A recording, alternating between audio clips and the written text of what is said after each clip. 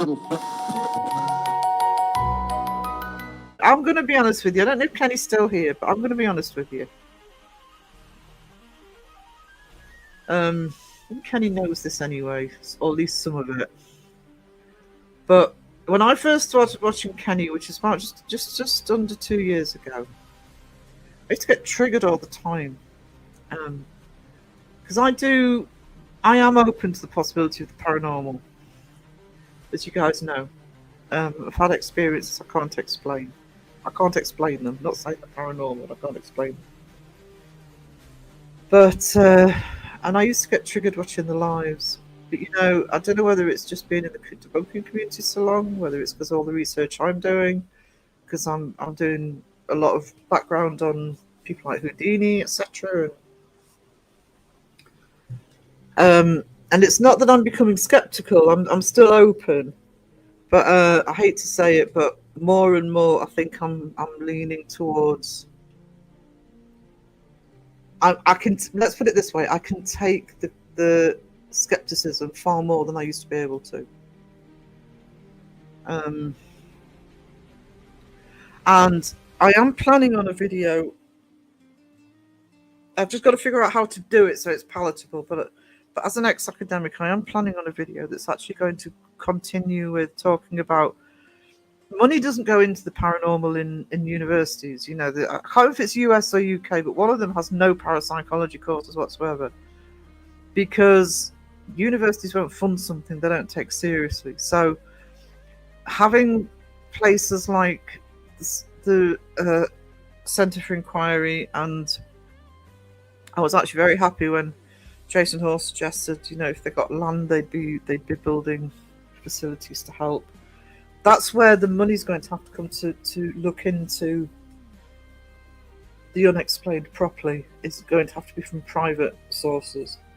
So, yeah, I'm far more lenient. I haven't changed my mind. I haven't changed my mind about possibilities, but I think now even more because of all of the commercialization, because of who's buying up some other properties, people who are doing escape rooms and board games, and it's going further and further outside of YouTube and into the world at large. I think more and that's going to wipe out any chances of it coming back academically, at least in the meantime. So I think we really need those. We really need those organisations, and I'm sure most of you, if not all of you, are subscribed to Kenny. If you're not, please subscribe to Kenny. But also, you know, check out the Centre for Inquiry as well, because it's a huge help for the debunking community, for the paranormal at large, and for information when you try. I mean, as I've said before with you guys, you know, one of the many reasons I'm not a debunker is I don't understand most of the equipment, etc. So, and you need places you can actually go to and look into that. Get it sorted, Sarah. I'm coming up. Rat-row. I'm still here. Yeah. So I hope you heard that, Kenny. Kenny does know. I did tell Kenny a while ago that's why. I mean, I'd be thorough researching anyway because I am a researcher, but it made me even more determined to dot all the I's and cross all the T's if I'm going to make any claims. What new creative files and they club? Yeah. Sharian, yeah. Scepticism means you're taking a close look at things around us. Yeah, I mean, even as a kid, Kenny, I've always, I've never blindly believed. I've always wanted an explanation, and even stuff that's happened to me, I still to this day try and find explanations. And I am not somebody who would sit there and be miserable if something was explained and it wasn't paranormal. I just want the answers, to be honest. But I think I'm surprised I'm so accepting of the skeptical side now. Like I say, I don't think I've changed my stance a whole lot. But Um, I do think that we need, and being an ex-academic, it really bothers me that funding isn't there to research this stuff properly. So when you've got places like Centre for Inquiry, I would love to see more. I know that there are other centres like that, but I would love to see more and more popping up. But like I say, it requires private investors to put their hands in their pockets and uh, and put the money into it, because it's I would be very surprised if it ever got any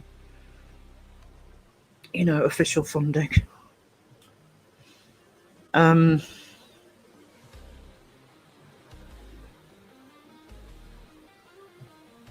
I believe there's paranormal. I just don't believe it's easy.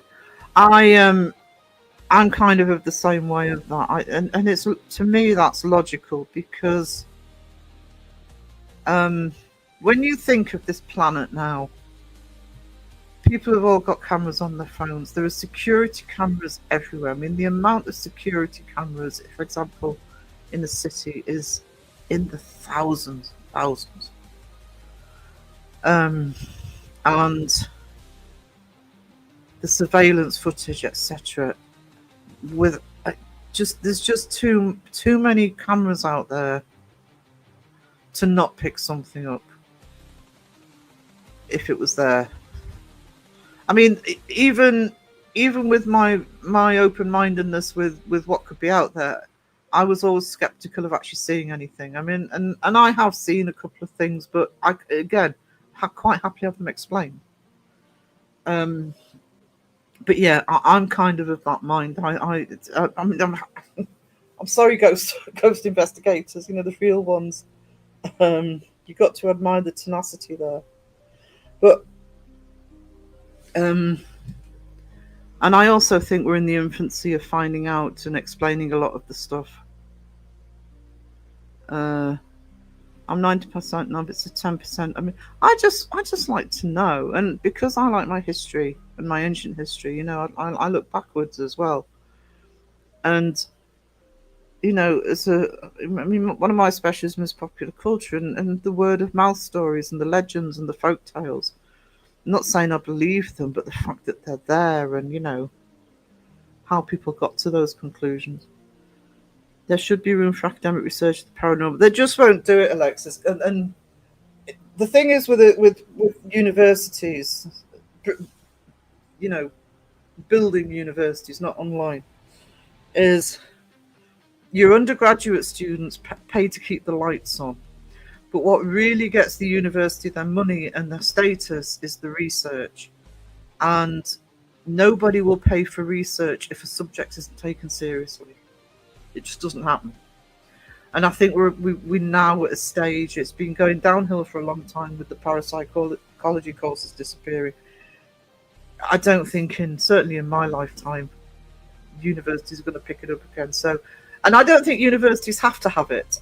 I'm not, as much as I was an academic, I'm a bit anti-academic, to be honest. I'd rather see it go to people who use the money properly to research it properly. It doesn't have to be in universities, but it is going to have to be in outside bodies.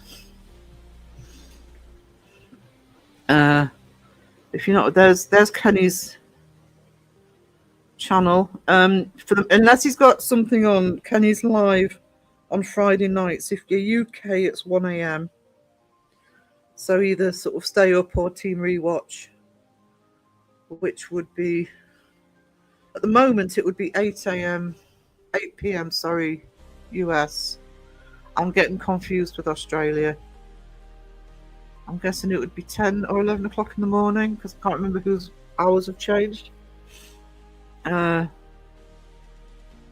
It's about sense, not sense. Debunk using your brain instead of let go for them. Yeah. Unfortunately, oh no, Wayne, I'm sorry that happened to you. That's just idiocy on a whole new level. Sorry, darling.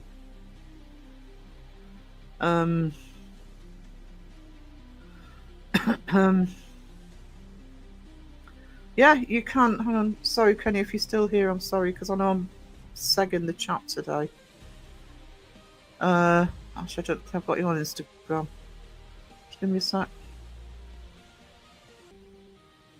Hey, hon, how you doing? Good. How are you? I'm not so bad. I've been coping with illness, so I'm a What bit do you got? sluggish. But other than that, I can't moan. Nobody listens, so ignore me. It is what it is. I feel that way too. Every time I get sick, I just want to be left alone, and Yeah. because I don't want to complain to people, because people complain enough, So I usually crawl into a hole and just stay there until I either get better or I don't come out of the hole at all. Good to How you know. doing? I'll get that a tactic. Yeah, I'm all right. I'm pleased you came into chat actually, because it's actually more recently I've been thinking like this. Like I say, I still am probably as open as I was to actually, to stuff, but I don't know. Maybe it's what a lot of us go through when you've been in the debunking community long enough and seeing all the fakery and everything, and just being made a mockery of, and not just watching it, but I sort of talked to Crow, etc., and from those perspectives. So I don't know. I'm a lot less agitated, to be honest, in terms of when either you or Seg, so the main two that will talk skeptically, but just to clarify, being an ex-academic, I get the research side. So right. It's okay. I think this is a natural progression.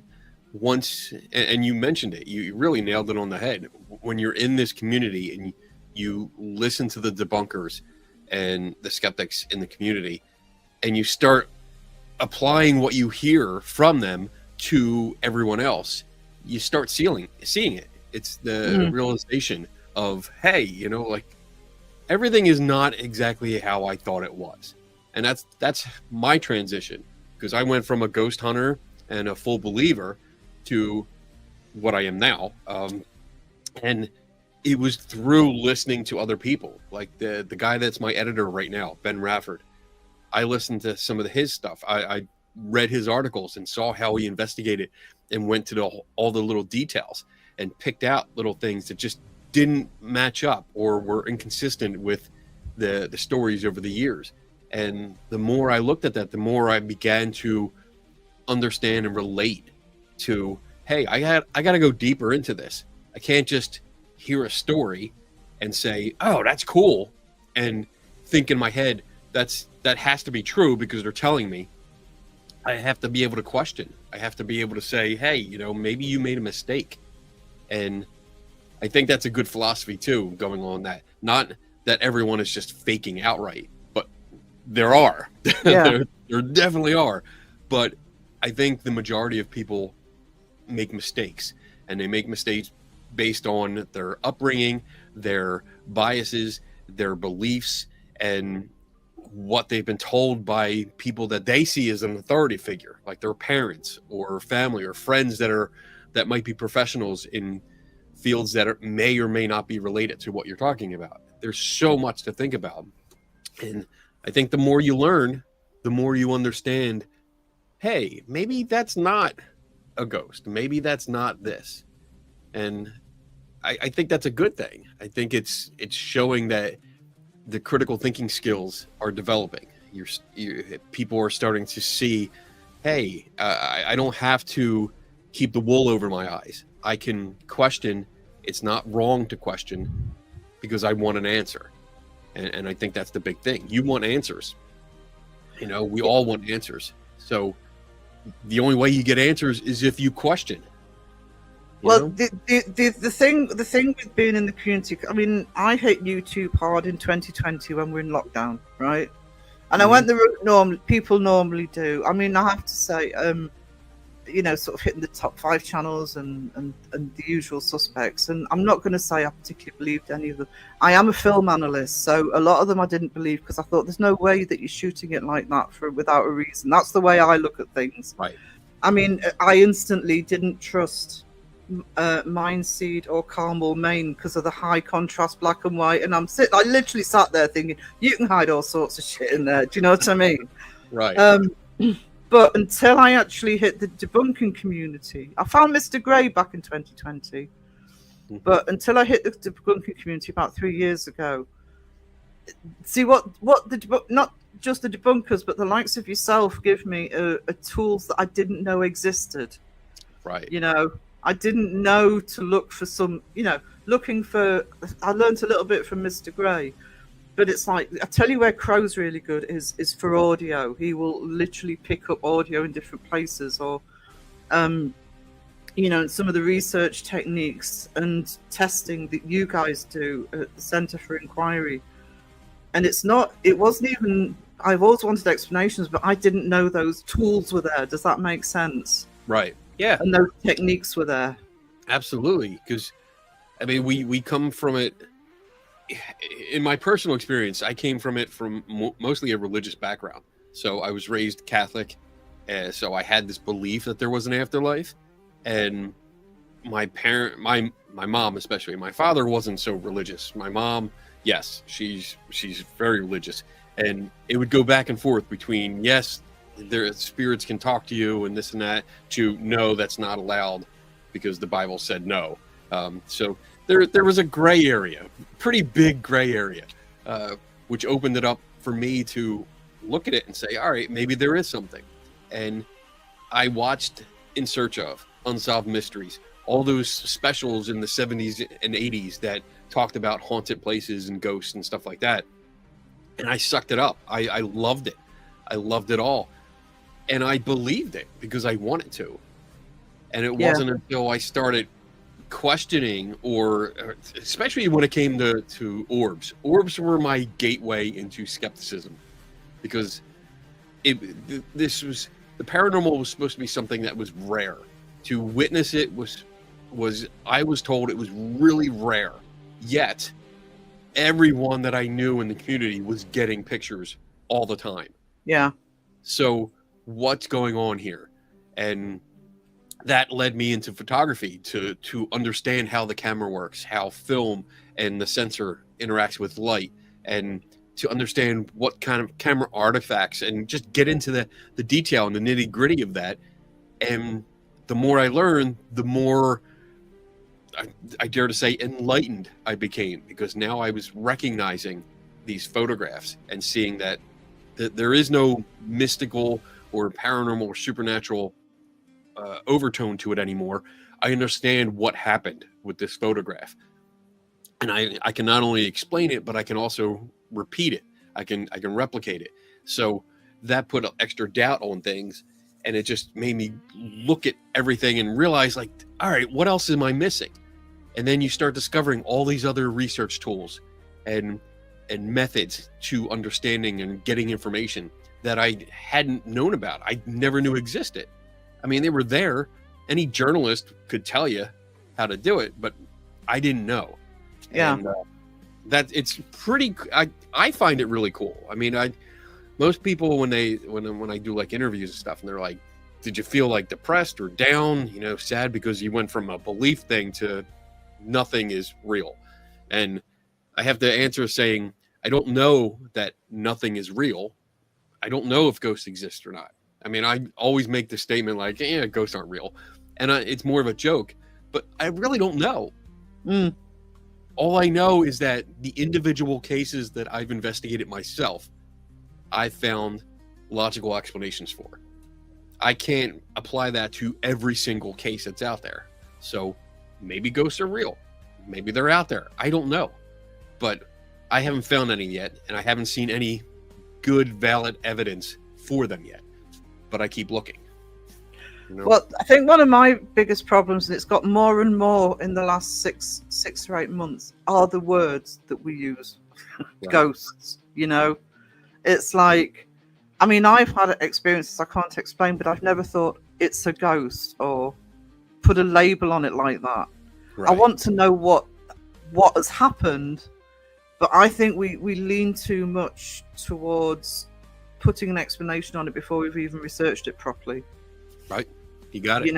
It's the classic thing of a ghost investigator or ghost hunter, especially the fake ones going in. I wasn't going to tell the chat, but I'm releasing this tonight. I've been following the poltergeist house. Oh. because I've done 2 videos on the Poltergeist House because they've opened it up as a B&B and they've said no commercial filming. And and I kept saying they are absolutely going to. There's no way they won't be able to do it. Then the second video I did, 2 horror channels went in, not ghost investigators. They love the horror movies, so they went in from looking at it from a film perspective.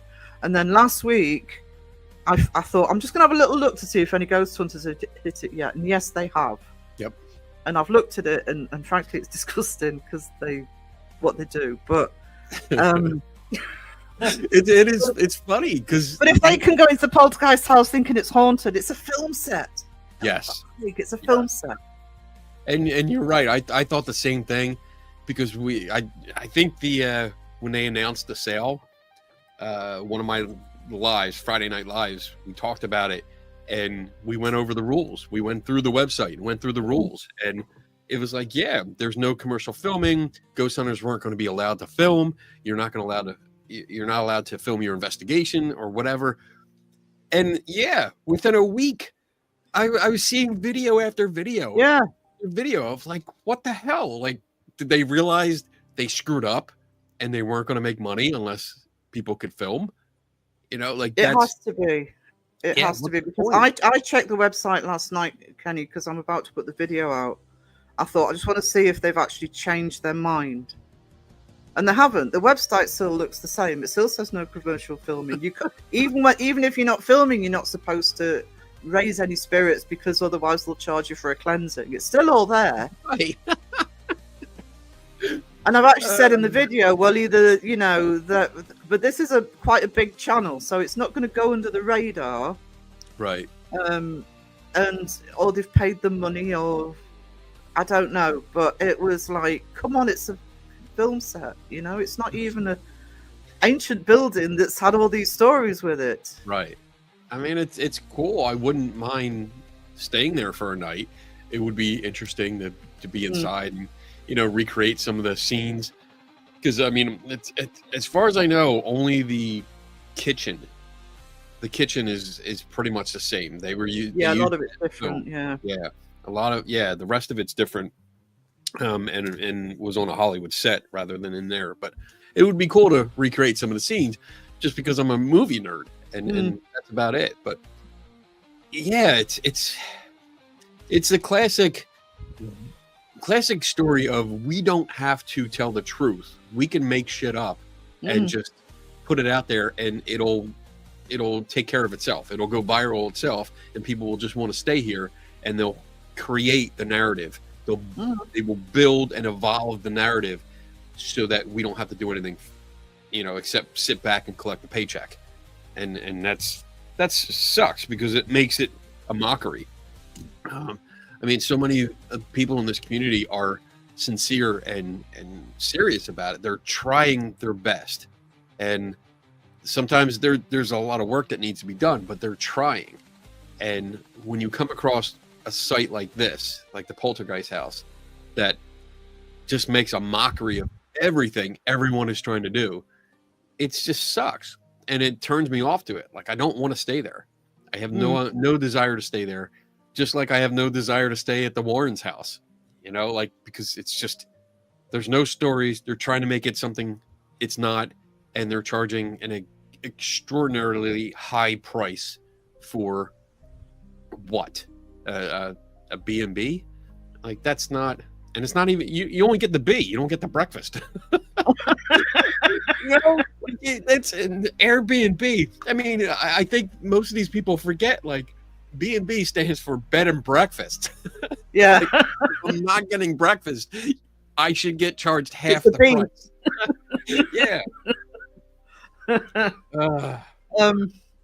That's my worry with things like the Poltergeist house and the Warren house, and fingers crossed for the Conjuring house. But it's more, I think more and more of them are just going to get snapped up by the wrong people. Right. Because money talks, and it tends to be the wrong people in this field that have the money. Yeah. That really sucks because it doesn't. It swings. So I mean, we can talk about the Warren house. I mean, that swings it all the way, that swings the pendulum all the way over to the entertainment value. That's it. Yeah. There's no research whatsoever. There is no serious research or investigation going on. It is all just entertainment. And that's sad, because if they really were serious about it, if they weren't in it just for the money, if they were in it to say, hey, you know, we're going to make this a center, a community center for everyone. You can come in here, you can do some serious research, and we'll compile the data. Then they would make it affordable for everyone. They would invite people like us out there that are skeptics and debunkers and say, hey, you know, come on out, see what you can find. But they don't. And I'm pretty sure that list that Tony Sparrow has of people that are not allowed in the house, I'm pretty sure that I'm on it, that Stevie is on it, that Side-Eye Guy, that all of us are on it. We can't get in, which sucks. And that's another, this is like a segue into what Jason Hawes is doing with the Conjuring House. I mean, my initial thoughts are, if I could buy it, I would just knock it down and be done with it. Like, done. I don't care. But I talked to Jason a few times, and like he's I still don't agree with it totally, because I don't think it's haunted at all. I don't think there's any basis for it to be haunted, and I've done the research to back it up. But at least if his plan is to, if he gets ownership of it, then he's going to make it affordable and invite everyone, which I think is better. I still don't. I think it's a shitty house. To be honest, I've been inside of it. It's not great. I wouldn't save it, but oh well, that's me. Well, the only thing I would say about that, because I mean, I'll be honest with you, I don't care about the Warrens as far as I'm concerned. They've been debunked. I think the story keeps going and going and going, and it shouldn't be. So I don't really care about the Conjuring House, if I'm honest. But what I have been watching Jason's lives, and what I did like was him talking about throwing the idea around that if he did get it, because land comes with it, of maybe building some sort of centre to go with that. And as I said earlier, it's nice to see more and more money put into these places. You know, like the Centre for Inquiry, like the other ones that are around, to actually research properly into actually what's going on. That gave me some hope for it if Jason got it. I don't know how he's planning on doing it, but I thought, well, at least it's going to be more than just buying the Conjuring House and renting it out to ghost investigators, you know? Right. Yeah. I mean, it's we'll see. We'll see how it plays out. I mean, plans change and all that, so we'll see if he raises enough money to be able to do it, and then go from there. I did hear that I saw the video where he said he wants to build something more to it and open it up to non-believers and skeptics and debunkers and stuff, which is great as long as he follows through. You know, if he follows through with it, that'll be nice, because I would like to actually go and spend some time and really look into all the claims, like major claims, not the silly ones, you know, from like Twin Paranormal stuff. I'm not going to do any silly claims like that, but anything that's relatively serious and or testable, then I would like to spend time to do that. Yeah. Well, that's the other thing I'm liking seeing. I mean, I don't know if Wes is still in the chat, but we've got a British channel called APRF that are going out doing more technical investigations. Crow did a video on them. Been supporting them for a while, and it's just nice to see somebody take a different approach. And the luxury they have, and this is my argument here, I don't know what it's like in the States, but I know where I live, there are multiple locations that you could go multiple times and not pay a penny. Ooh. You know, everybody who comes to this county comes to fucking Chillingham Castle. And I actually hear far more stories about other locations, by the way, than that one. But that's the one that charges people to go. So that's the only place they come to. Now, admittedly, a lot of them you'd be looking at ruins or you'd be outside. But I could probably write down 50 locations in my county that people could investigate for nothing. Wow. And if you live here like I do, I mean, I'm not investigated, but if you live here like I do, I know Wes and Lisa of APRF do the same thing. Where they are, they've got one location they're going to back time and time again, rather than just going once. Right. Then at least you're comparing data, and they do record actual data. You can compare it over time, and if you come up with something on one visit, you can go back and think, which is what APRF do. They could think, well, we're going to check this out because we weren't sure about the data last. Do you know what I mean? Right. I don't understand investigating anything without keeping a log. Even I'd keep a bloody log, but maybe that's the researcher in me. I'd be writing everything down to, you know. Right. Yeah. I mean, that's the point. I mean, if you're going to investigate, like for me, I investigate the claims. I don't investigate just, you know, I don't sit there and talk to the dark for hours and, you know, take a break and then think, oh, what do you want to do now? No. When I go to a location, I already know exactly what I'm going to do. I know the claims that are being made that I'm going to investigate and test. And you want to set up any unknowns. You want to test the environment. You want to log the environment. So, yeah, keeping a data logger on all of your equipment so that you can collect that data over time and then compare it for each visit and see if there's any differences. See if there's any anomalies that pop up, and if they do, focus on those and then keep going back. I mean, if a place is free to go to, that's beautiful. They should be focused on that more. Like, I get going to some of these pay to play places because it's the allure of something new or something that was on TV or featured in a movie or something like that. But the free spots, if there are so many free spots like you're telling us, like, there you go. You want to prove shit? Go there, because it's free. You just have to spend your time, and I think that's a beautiful thing, and it's an opportunity that is not being taken advantage of. And it's sad. It's sad. Jonathan says, funny how the narratives keep getting spoon-fed to the crowd. You're either a skeptic or a believer. Anything to divide, distract, and dull our sense of reasoning.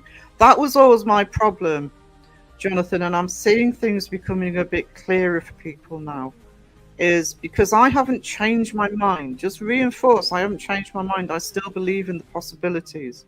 I'm just clearer on both sides now. I'm clearer on how the skeptical side thinks and operates more than I was, rather than just thinking, oh, Kenny, you know, he's always questioning everything. No, it's not that you are questioning it, it's how you're doing it. You know, and it's how the debunkers do it, and there's a range in the debunkers. Some believe, some. I am still very firmly in the middle, but I just feel as though I've got a much more rounded perspective now. Because, like I say, even as a kid, because I read the encyclopedias with all the paranormal stuff in as a kid. You know, all the stories and I watched Justin's podcast, and he did one about spontaneous combustion a while ago, and I had pictures I hadn't remembered. And I remember seeing that in the encyclopedia, you know. I was just enthralled by the stories, but I knew they were stories. I just wanted to know more. Does that make sense? I always just wanted to know more and have more explanation.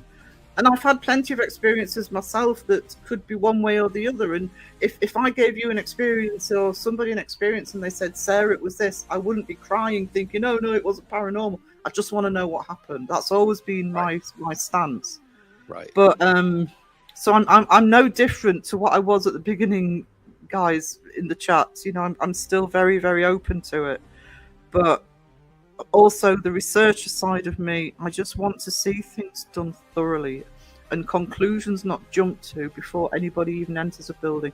I mean, the poltergeist house one, they're in the car on the way there and they're building the narrative. They're talking about the curse, they're talking about the skeletons, and I'm thinking, you're playing the narrative before you step through the door.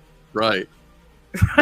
You know, it's and when they didn't find anything in the pool area, they blamed the fact that it's because the spirits in the house just wanted them to go out there and didn't want them in. And it's like, oh my God, you know, it's like, stop making excuses. Yeah. You're making excuses for the things that you can't find, and you don't even know if it's there. Like we've already established, this is a film set. There are no stories before the movie or after the movie that the place had any kind of activity or haunted or anything. So these guys are literally making excuses for something that doesn't exist. And it makes them look silly, and it makes everyone look dumb, because they are putting these videos out and saying, oh, look, we're professional and we're doing this. And they're not at all. And your perspective that changes over time. I mean, I would push back and disagree that you're not the same person you were years ago. You've grown. I've definitely grown. Yeah, you've grown, and you've learned. You've progressed beyond what you were, because you've started looking at other perspectives and learning a little bit more, and learning again, like going back to what you said, you've found tools, research tools that you didn't know existed before, and now you're employing them and finding answers where maybe you didn't years ago. And that's what we all need to do. If you get into this community for entertainment, that's one thing, fine, go out on the weekends, have a good time, tell your spooky stories and scare each other. But if you're advertising yourself as, hey, I'm doing serious investigation and I'm trying to prove something one way or the other, I mean, first of all, you need to understand science a little bit more. But you have to understand that with that comes, you have to evolve. You can't be stagnant. You can't just use the same routine over and over and over again and just accept things as, and I think you touched on this in the beginning of our conversation, that you can't just have an experience and go, well, I spent 30 seconds looking into it. I don't know what it is. Therefore, it's paranormal. You can't do that. That's ridiculous, because now you're making up a conclusion. You haven't found a reason for your experience. You just couldn't find one. So you said, all right, I'm going to insert my preferred conclusion here and say it's paranormal. And that literally spreads misinformation. Absolutely. See, I'm not scientifically minded. I don't have a brain for science. If that makes sense. I have to read idiots' guides, or have somebody explain it to me very clearly. Right?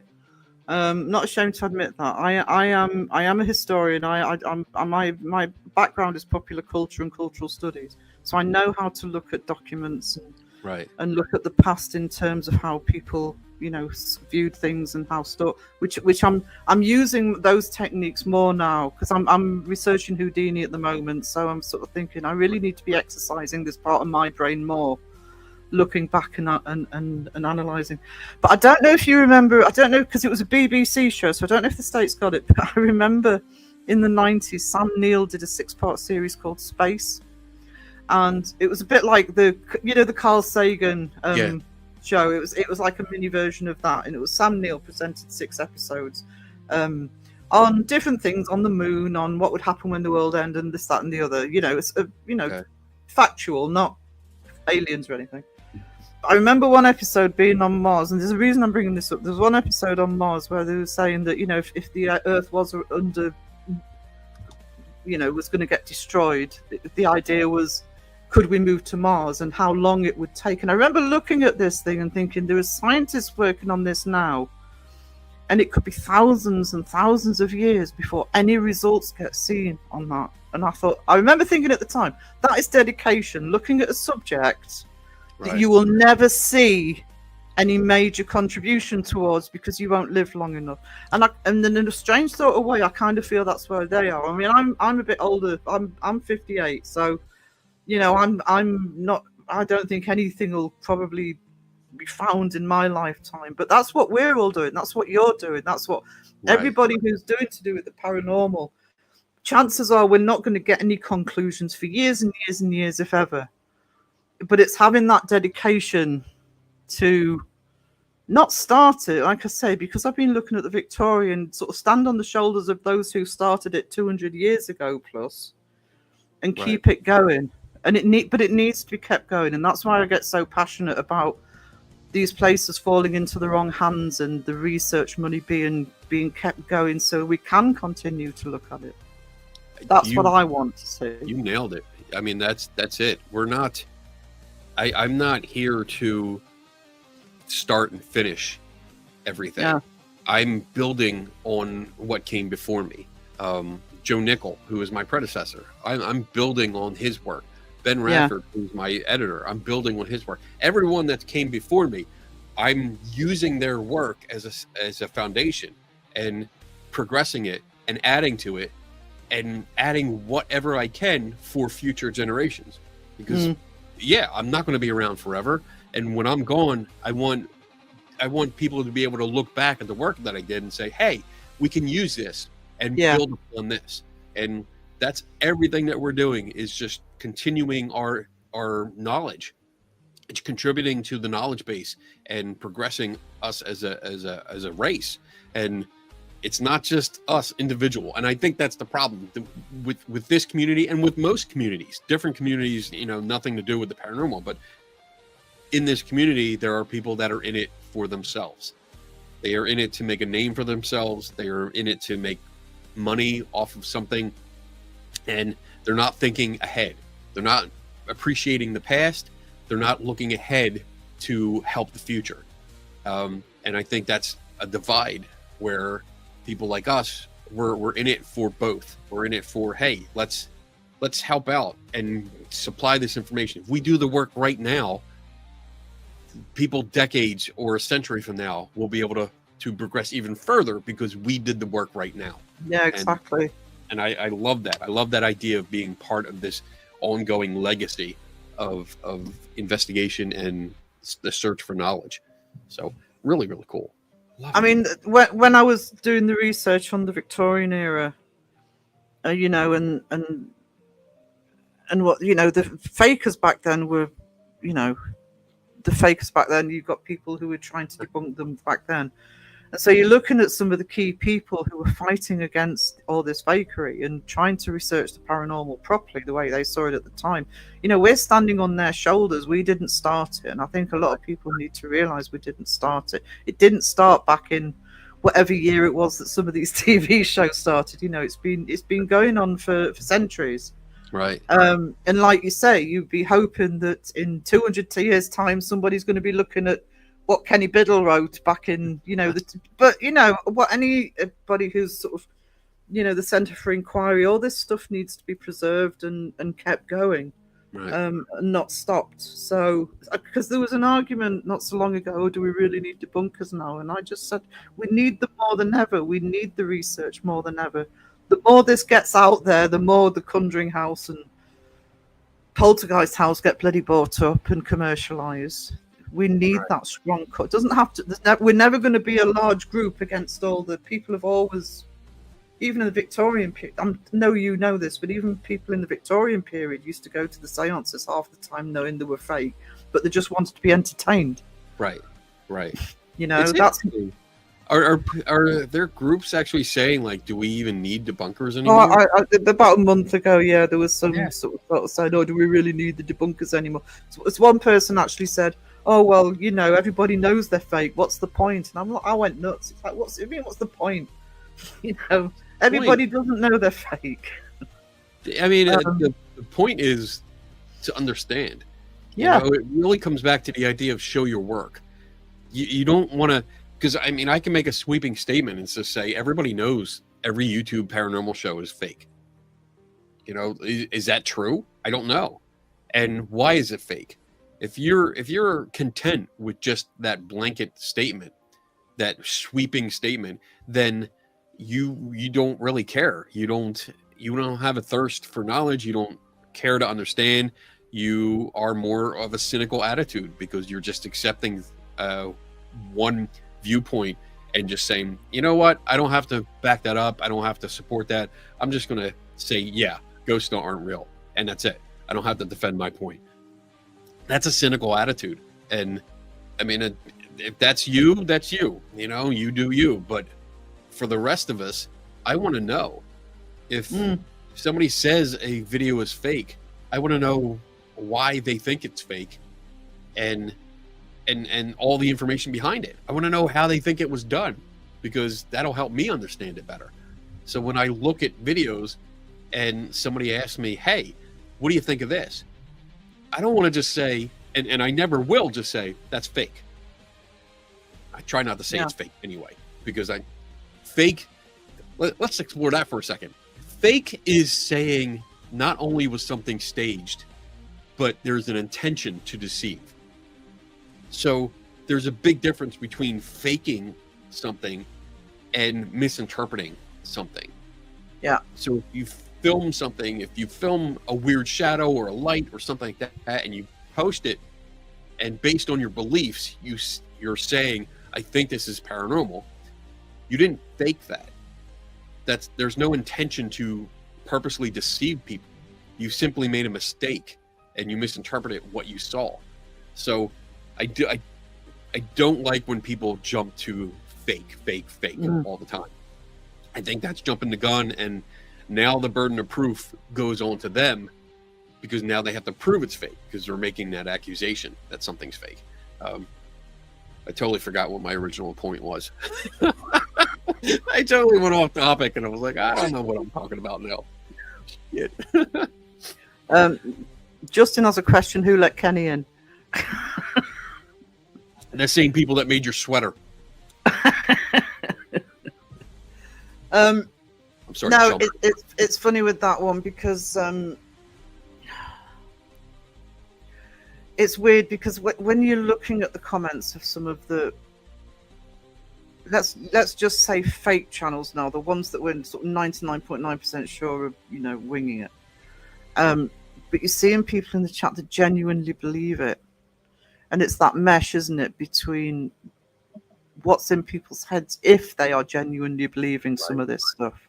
Right. And I agree with you. It's like, I personally don't like gadgets. I don't like a lot of I've got no problem with somebody using them in the right way just to try. But, when they're driving a narrative, it's funny because Mr. Gray this was a while ago. He did a vlog about 2 or 3 months ago where he said the problem that he was having, and I thought this was a really good point, is he says you look at the real investigators and you look at the more entertainment purpose only investigators, let's put them that way, and they're using the same techniques. That can get very confusing for the big wide world out there, know. And it's why I've been so supportive of people like APRF that at least trying something different. Or you get investigation channels that, they might be using the gadget, but they're very much explaining what they're doing with it, and that it's just there as a backup. They're not letting it drive the narrative. Right. I don't know. I just think, this is my personal opinion. It probably won't be very popular with some people, but I think we're stuck in a bit of a rut with the investigations at the moment, in that they're, what's that? What was it, Einstein that reportedly said, trying the same thing again and again and not getting any results. Do you know what I mean? If you repeat something over and over expecting different results, that's the definition of insanity. So I get it. It's there. I think the community as a whole has been stagnant for quite some time. There's no progress going on because the gadgets that you see being used, I agree with you. I don't like them. They are novelties for the most part. But even the newer ones that come out, they are the same gadgets. They're just repackaged. Yeah. They have a different 3D printed body or like a PVC hard plastic case. It's the same gadgets. I have like 20 different versions of an EMF meter. I have 16, 17 different versions of a REM pod. It's just different bodies. Sometimes the same Junior Thurman is in a plush toy, or in the cylinder that we're used to seeing a REM pod in, or it's a different shaped cylinder, or it's this or that. It's all the same shit, and you can't just repackage and say, "Look, we're progressing," because you're not. You're just sidestepping, and you're not learning from your mistakes. You're not learning from what came before you. You're simply those people that are selling that are just doing it because they know they can get the community to buy something different or something different. It's easy money. Yeah, it's just about money. And the people that are buying it are, I'm sorry, they show their ignorance because they're not researching it. They're not understanding what the product is before they buy it. They just buy it because they've seen it on TV or a YouTube video, and they want to be just like the people that they're watching. And that is a terrible way to become an investigator, because you actually don't become an investigator. You become a copycat actor, because the people that you're emulating are not investigating. They are thrill seeking. They're ghost hunting. They're having fun, but they're not doing any kind of serious scientific inquiry. Well, the other problem with me, again, I'm not technically minded, so I know with some of the gadgets, I tried looking at some of the sites that were selling it to see how they work, and what the literal explanation you get of how they work is, if you use this device, you'll be able to talk to ghosts. That's not telling me how they work. That's claiming it's going to do something, Right. But there's no information whatsoever as to how it's been put together or why they think it'll work. It's almost impossible to find out unless you look at people like yourself who break it down. Quite a few, let's say, garage, as Beardo says it, manufacturers, people that build stuff in their hobby shop and they sell it online, and they make those claims like, you can talk to ghosts, you can detect ghosts, it'll capture a ghost. And I've reached out to them and said, hey, what's the threshold? What triggers this? What's it reading? How's it reading it? What components are used? And say, like, for example, you're reading temperature and there's an alarm that goes off when the temperature drops. How much does the temperature have to drop before the alarm sounds? We need to know what triggers it. And it's like pulling teeth, because they don't want to tell you, because either one, they don't know, because they've just thrown this toy together and they don't know the specs of their own gadget, or two, they don't want you knowing, because then if you do know, we're gonna test it, and see if it's accurate. And there's been a lot of things that have not been accurate, not the way they promote it on their websites in the specs page. So once you find that out and you start testing it and putting out your information and results, then it gives them a bad reputation and they get pissed off. So they're not willing to give you that information, which is wrong. That's not how science works. So if you're going to build an object or device that you make any kind of claim with the paranormal, then be willing to back it up. Put the information out there so we can properly research it and understand it before even thinking of using it. That's my rant for the day. Wayne says, if we get real evidence of the paranormal, how can we possibly prove that it's legit? That's a good and complicated question, Wayne.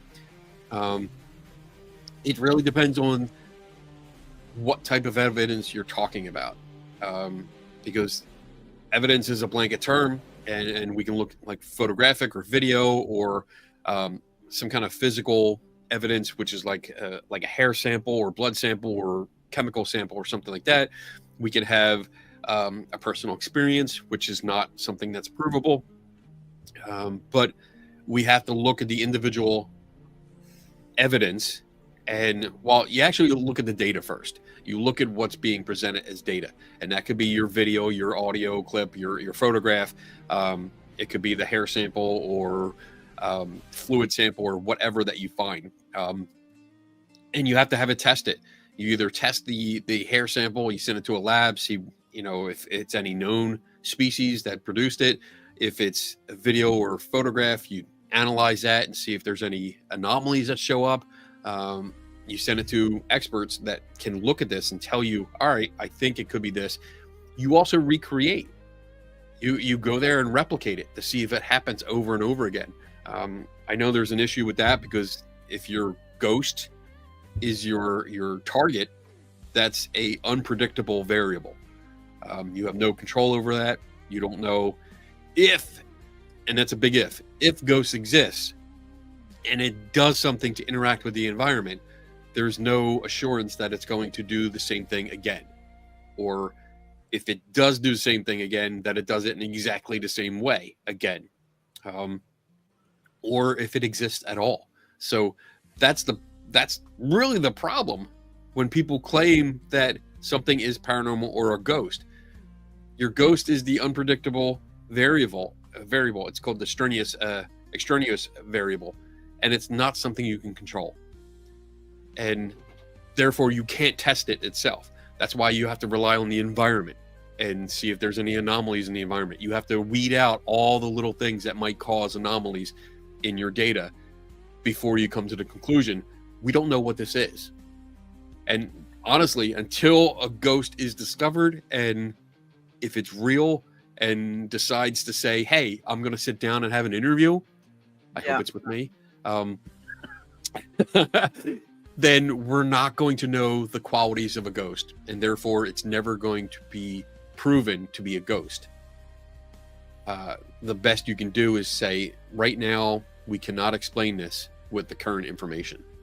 And then that's it. You have to wait until new information comes to light. You can't say it's unexplainable. I mean, you can, but if you say it's unexplainable, by definition, that means that it will never be explained. And I mean, I don't know, 10, 20, 50 years from now, we might have a little bit better science and be able to look into other areas that we previously not known about. See, that's the other thing. I think science isn't ready, you know, and I don't mean that in a bad way. Science progresses step by step like everything else does. So, and I think they're expecting too much of science right now. It's a bit, I think the comparison I always use is, you know, was it the Wright brothers in early 1900s learned to fly? People didn't suddenly go, oh, we can go to the moon now. You know, it's like the science has to progress step by step to get there. And this is also why I don't like the terminology like ghost or whatever, is we need to weed out all of the explainable over a period of time to get down to those little nuggets that I prefer can't be explained yet. Maybe we need to learn what they are, not that they're completely unexplainable or whatever, that there's something that needs to be looked into further, and that's the bit to focus on, you know? Yeah. And I think that it's an interesting approach to because science is continuously progressing and learning and self-correcting.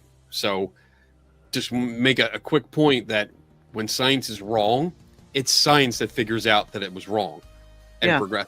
So it's constantly progressing and adjusting, because it's never 100% concrete. It's always learning and getting more and more detailed. So perhaps, yes, 20, 30, 40 years ago or into the future, we might learn a little bit more science that can be applied to some of these experiences.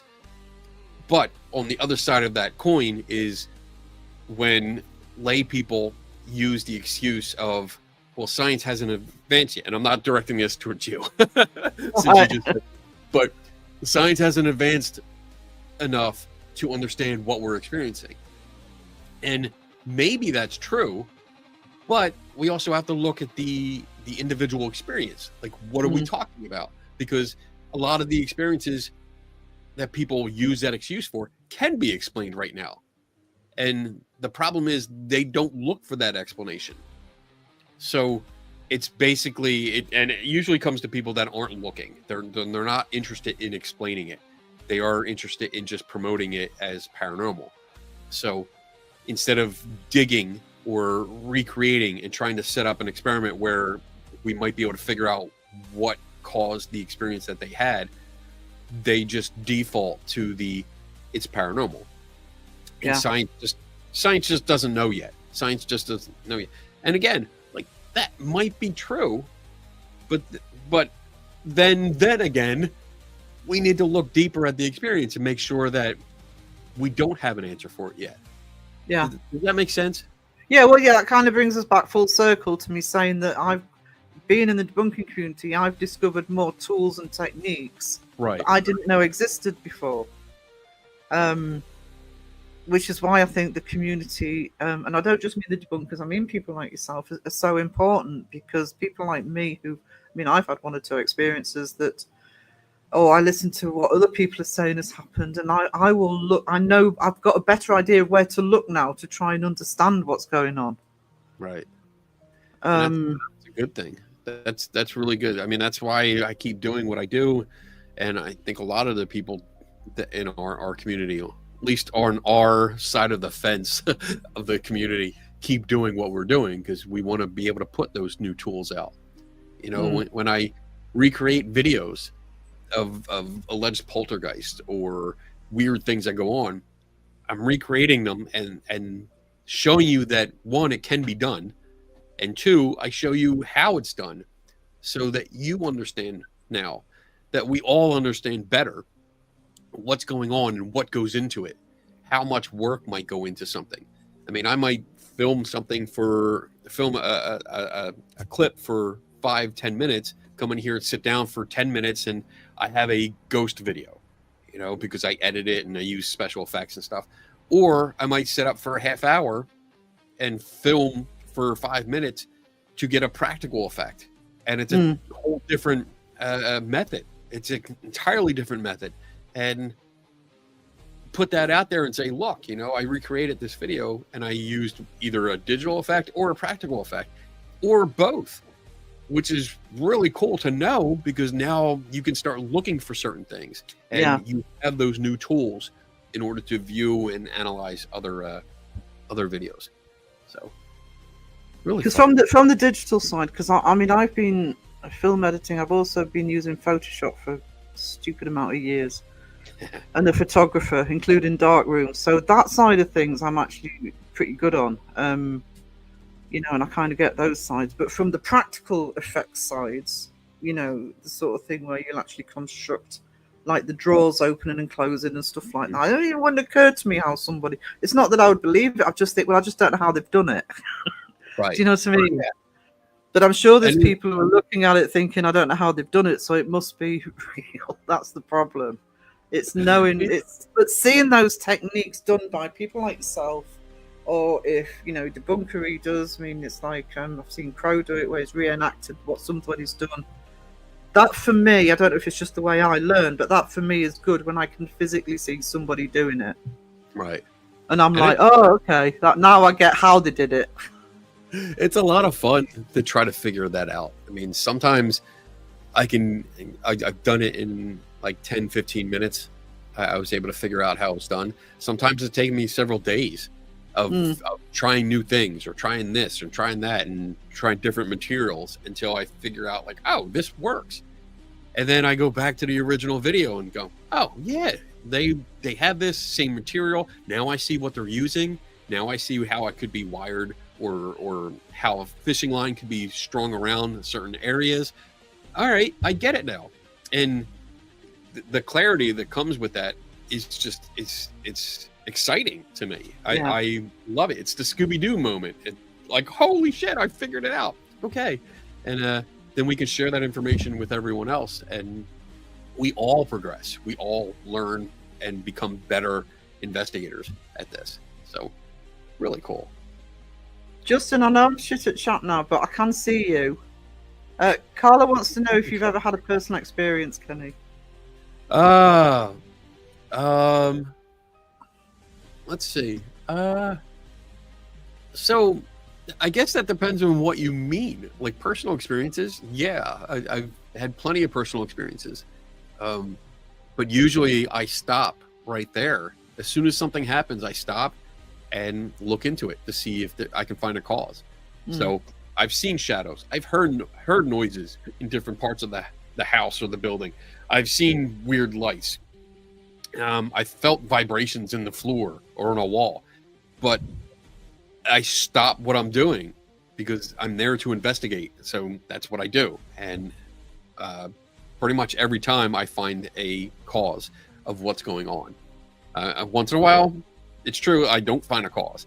And that doesn't mean it's paranormal. It's mean there's missing information. So I either can't get that information because something happened outside of my control and it was only temporary. Say, a good example is that if you've ever seen a bird fly into a window, I've seen it a bunch of times. I've been there. It's actually happened at my house. So if you are in one room of the house and you hear this boom slam into a window, and then you're like, what's that? okay, I don't know. You put down what you were doing. You know, if you're folding laundry or something, you put it down. You walk into the other room and you look around, and you're looking for something. You don't find it. That's because by the time you made it to that room, that bird got up and flew away. And you're never going to find an answer because you weren't there to witness it. You don't have that information. And the bird's not going to willingly run into the or fly into the window again. So you just don't have that information anymore, and you're not going to solve that mystery.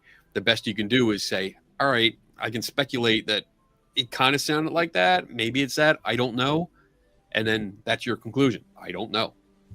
So, but yeah, I mean, I've had experiences that I could explain or couldn't explain, and it's all fun. I mean, that's why I do it. It's part of the reason why I keep doing this, because I like that weird feeling I get, you know, like, oh, I wonder if something's going to happen. I don't know. And then something does happen. You're like, oh, what was that? Oh, okay, great. Time to work. So in the event of the day, yes. The picture of you didn't come out very well, Justin, so I threw it out. Oh, man. Justin was around when they were doing cave drawings. So. Boom, Justin. Yeah, Justin. I think this is a standard rule. Like, we all gang up on the debunker that comes into the chat. Kamikaze bird, shut up. Listen, from a guy calling himself a monkey, you're not. You don't make any decisions. Sorry. Yeah, monkey boy. Monkey boy. All right, I gotta get going because I gotta get back to work. Honey, I enjoyed talking to you. Thank you for that. Thank you for allowing me to come on and have a conversation with you. I appreciate it. And no problem. Have a great day. What time is it over there? It's about 4:20 in the afternoon. Oh, okay. Well, have a good evening then. I will have a good evening. Hope you have a great day too. All right. Bye-bye, everyone. See ya.